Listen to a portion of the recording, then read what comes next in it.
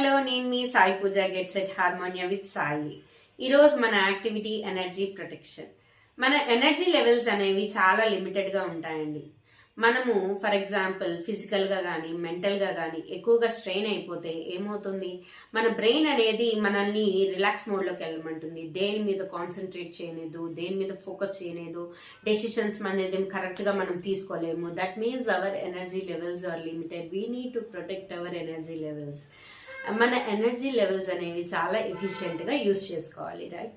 So మనము energy లెవెల్స్ని ఎఫిషియెంట్గా యూస్ చేసుకోవాలి అని అంటే మనము కొన్నిసార్లు అన్వాంటెడ్ డిస్కషన్స్లో కానీ లేకపోతే అన్వాంటెడ్ ఆర్గ్యుమెంట్స్లో కానీ ఇలా పార్టిసిపేట్ చేసాము అంటే మన ఎనర్జీని మనం వేస్ట్ చేసేసుకుంటున్నాం, రైట్? సో అందుకని అటువంటి డిస్కషన్స్, ఆర్గ్యుమెంట్స్, టాక్సిక్ పీపుల్ ఉంటారు. They will always criticisers, they will manipulators and మనకి వాళ్ళ గురించి వీళ్ళకి, వీళ్ళ గురించి వాళ్ళకి ఇలా చెప్తూ ఉంటారు.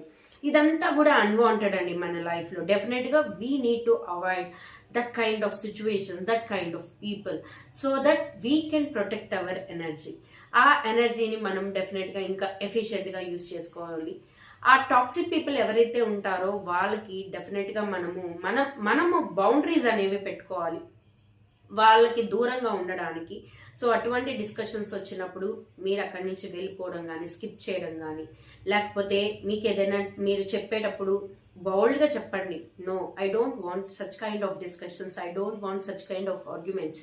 మీరు వాటిని కట్ చేయడం వల్ల డెఫినెట్గా మీ కంట్రోల్ అనేది వాళ్ళకి వెళ్ళకుండా మీ కంట్రోల్ అనేది మీతోనే ఉంటుంది. సో దట్ మిమ్మల్ని, మీ ఎనర్జీని మీరు ప్రొటెక్ట్ చేసుకొని మీరు ఇంకా బెటర్గా హ్యాపీగా ఉండాలని నేను కోరుకుంటున్నాను. Thank you so much.